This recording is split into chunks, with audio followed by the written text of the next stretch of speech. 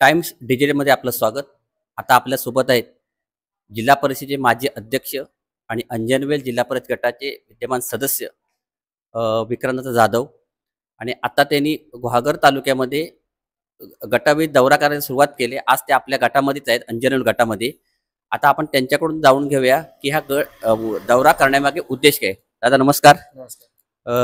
निवडणूक तुम्ही आता ज्यावेळेला दौरा करायला सुरुवात केली त्या अर्थ निवडणुका कुठेतरी आलेल्या आहेत, तर हा जो तुम्ही दौरा करताय ह्या दौऱ्यामागे उद्देश काय. मुळामध्ये निवडणुका आल्या आहेत, ही गोष्ट खरीच आहे आणि प्रभाग रचना करायचं काम देखील सुरू करावं अशा प्रकारच्या सूचना संबंधित अधिकाऱ्यांना निवडणूक आयोगाने पण दिलेल्या आहेत. पण जरी या सूचना दिलेल्या असल्या तरी ह्या सूचना येण्यापूर्वीच आमचा हा दौरा नियोजित होता. आणि विशेष करून निवडणुका हा एक कारण तर आहेच, परंतु त्याहीपेक्षा संघटना बांधणीसाठी म्हणून वर्षातनं 1-2 वेळा अशा प्रकारचे दौरे हे मी सातत्याने करत असतो.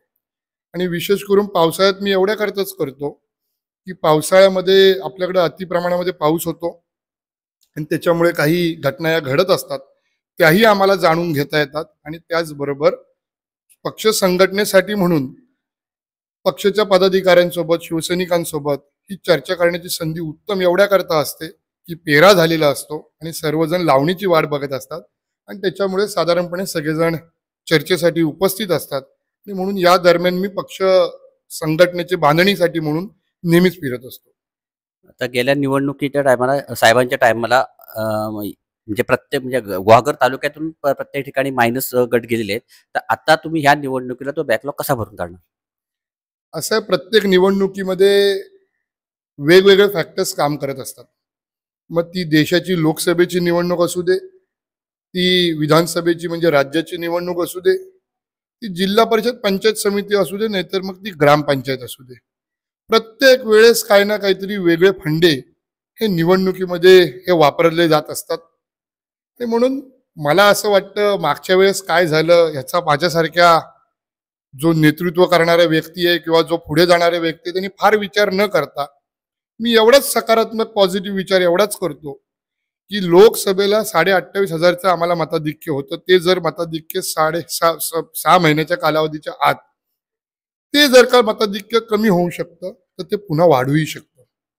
हा विश्वास माझ्यासारख्या कार्यकर्त्याच्या मनामध्ये आहे. आणि त्यामुळे मागच्या वेळेस काय झालं त्याचा फार काय मला विचार करायची गरज नाही. परंतु येणाऱ्या काळामध्ये हेच मताधिक्य कसं वाढेल ह्याच्याकडे माझं जास्त लक्ष आहे. आपली महाविकास आघाडी आहे. आता येणाऱ्या ह्या निवडणुका आहेत, पंचायत समिती, जिल्हा परिषद, नगरपंचायत, ह्यांना म्हणजे महाविकास आघाडी म्हणून त्यांना एकत्र घेऊन लढणार का. आता मी त्याच्यावरती काही बोलू शकत नाही, मला माहित नाही. पण मला तर वाटतं एकत्रित होतील निवडणुका. काही महायुती आहे, महाविकास आघाडी आहे, शेवटी वरिष्ठ पातळीवरती जे काही निर्णय घेतील ते मान्य करूनच आम्हाला काम करावं लागेल. गुहागर तालुक्यामध्ये अतिमुसळधार पाऊस पडतोय. म्हटलं पालशेत आणि नरवण ह्या गावाला जोरदार फटका बसलाय त्याचा, तर त्या ठिकाणी पण आपण दौरा करणार. त्या ठिकाणी सध्या तरी मी जाणार आहेच, परंतु माझं बोलणं तिथले आमचे विभाग प्रमुख प्रवीणजी ओक यांच्याशी झालं. तिथल्या आमच्या काही पदाधिकाऱ्यांशी मी बोललो, माहिती जाणून घेतली आणि ताबडतोब त्यांना देखील विनंती केली, सूचना केली की पक्षाच्या वतीने, साहेबांच्या वतीने, आमदार भास्कर जाधव साहेबांच्या वतीने आपण सर्वांनी तिथे जा आणि लोकांना लागेल ती मदत त्या ठिकाणी करा. आणि त्याच्यामुळे आम्ही संपर्कात सर्वांशी आहोतच, परंतु तिथे जायचं म्हणजे जाईनच मी एवढ्यात. म्हणजे निवडणुकीला असा विषय होता की विक्रांत जाधव की भास्कर जाधव, पण अंतिम टक्केला भास्कर जाधवच उभे राहिले आणि ते निवडणूक लढले. पण आता हे 5 वर्षानंतर ह्या विभागाचं नेतृत्व म्हणजे गुहागर विधानसभा मतदारसंघ नेतृत्व विक्रांत जाधव करणार काय. आत्ता पुढच्या 5 वर्षाचं न बोललेलं बरं असं मला वाटतं. राजकारण गेल्या 2-2.5-3 वर्षात आम्ही जे बघतोय ते फार अनसर्टन झालंय. कोण कुठे आहे, कोण कुठे जातंय आणि कोणाला कोणाची बंधनं त्या ठिकाणी राहिलेली नाहीत. आणि त्याच्यामुळे राजकारणातलं भाकीत जे म्हणून कोण करतात त्यांना थोडंफार नाही म्हटलं तरी त्यांचं भाकीत चुकीचं ठरतंय.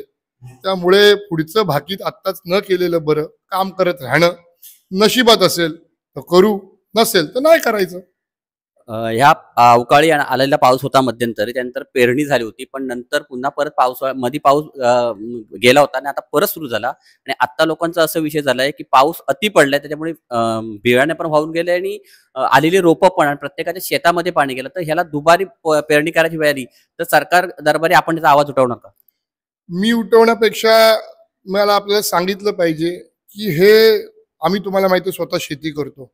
माझे वडील यांनी आम्हाला शेती करायला शिकवली, त्यांच्या वडिलांनी त्यांना शिकवली आणि आमची ही पिढ्यानुपिढी शेती चालू आहे. आणि त्यामुळे साहेब एक आमदार भास्कर जाधव साहेब एक स्वतः उत्तम शेतकरी आहेत. त्यांना भविष्यात येणारी अडचण काही माहीत होती, त्यांना आधीच माहीत होती. आणि त्यामुळे जेव्हा पेरण्यात झाल्या नव्हत्या आणि प्रचंड प्रमाणामध्ये 15 मे पासून आपल्याकडे 15 मेच्या आधीपासूनच माझ्या मते 11, 12, 13 तारखेपासून प्रचंड प्रमाणात आपल्याकडे पाऊस चालू झाला आणि मध्ये तो गायब झाला. तो पाऊस चालू झाला तेव्हाच साहेबांनी सरकारला पत्र लिहिलंय आणि ही संभाव्य अडचण काय असणार आहे शेतकऱ्यांसमोर कोकणातल्या. म्हणजे बागायतीचं तर नुकसान झालंच, आंबा 100% हाताला येईल असं वाटलं आणि तेव्हाच पाऊस चालू झाला, त्यामुळे शेवटला नुकसान झालंच, नाही म्हणण्याचं काही कारण नाही. परंतु शेतीचं देखील नुकसान होणार आहे, भात शेतीचं. हे लक्षात घेता साहेबांनी आधीच सरकारला पत्र लिहिलंय की कोकणातला शेतकरी काही मागत नाही, कोकणातला जो मत्स्य व्यवसाय आहे तो काही मागत नाही. कारण की मासेमारी पण तुम्हाला माहिती 30 मे पर्यंत असते, 31 मे पर्यंत असते, 1 जून पासून बंद होते. पण ती पण 15 दिवस आधीच बंद करावी लागली आणि त्यामुळे त्या आपल्या जे मासेमारी करतात त्यांच्यावरही मोठं संकट आलंय आणि त्याच्यामुळे त्यांना देखील मदत आपण करा. शेतकऱ्यांचं दुबार पेरणीचं संकट आलं तर कराच, परंतु त्याच वेळेस शेती करण्यासाठी म्हणून जी मदत लागेल ती करा. आणि मासेमारी जे करतात त्या मासेमारी करणाऱ्या व्यक्तींना, लोकांना देखील मदत करा. हे पत्र साहेबांनी जूनच्या सुरुवातीलाच त्या ठिकाणी सरकारला लिहिलंय. आशा आहे की सरकार आम्हाला मदत करेल. मध्यंतरी मुंबई गोवा महामार्गावरती एका टँकरचा अपघात झाला बसचा, त्याच्यामध्ये 30 लोक जखमी झाली. तसेच काही प्रकारचे टँकर हे आपल्या बाजारपेठेतून, शृंगारतळी मार्गतामाने बाजारपेठेतून कंपनीकडे येत असतात. तर तो रोड खरोखरच त्या टँकर किंवा ते गाड्या धावण्यासाठी योग्य आहे का, त्याच्यावरती आपण काय करू शकता? कारण कधीही बाजारपेठेतून अपघात होण्याची शक्यता निर्माण झालेली आहे. बोलावं लागेल, परंतु माझ्या माहितीनुसार म्हणण्यापेक्षा तो नॅशनल हायवे आहे आणि नॅशनल हायवे असल्यामुळे जी काही त्याची टँक कॅपॅसिटी वगैरे असेल किंवा जे काही त्याच्यामध्ये पदार्थ ते घेऊन जात असतील त्याला ती परमिशन असणारच आहे. कारण की तो जसा नॅशनल हायवे आहे तसाच आपला जो पूर्वी MDR होता, म्हणजे अंजनवेल तळी रानवी आपण जो म्हणतो, अंजनवेल रानवी तळी वगैरे, तर तो रस्ता आता MDR वरनं स्टेट हायवेकडे वर्ग झालाय. आणि त्याच्यामुळे हे दोन्ही हायवे हे मोठे आहेत आणि त्याच्यामुळे त्याच्यावरती परवानगी असेल. आपण मला त्या ठिकाणी निदर्शनास आणून दिलायत, त्यामुळे मी संबंधित यंत्रणेशी बोलून तिथे हे अशा प्रकारचे अपघात घडणार नाहीत याच्यासाठी म्हणून जी खबरदारी घ्यायला पाहिजे ती निश्चितपणे मी त्यांना घ्यायला सांगितलं. हे होते विक्रांत जाधव. थोडक्यात म्हणजे भास्कररावांची छबी आता म्हणावी लागेल की त्यांच्यात पावलावर पाऊल ठेवून त्यांचं हे वक्तृत्व चालू आहे. त्याच्यामुळे येणाऱ्या भविष्य काळात ह्या निवडणुका ह्या विक्रांत जाधव यांच्या नेतृत्वाखाली लढण्याची शक्यताही वर्तवून देते. टाइम डिजिटलसाठी उमेश शिंदे, वेळणेश्वर, गुहागर. टाइम्स डिजिटलला लाईक करा, सबस्क्राईब करा, शेअर करा आणि बेल आयकॉन दाबायला विसरू नका. पाहत रहा टाइम्स डिजिटल.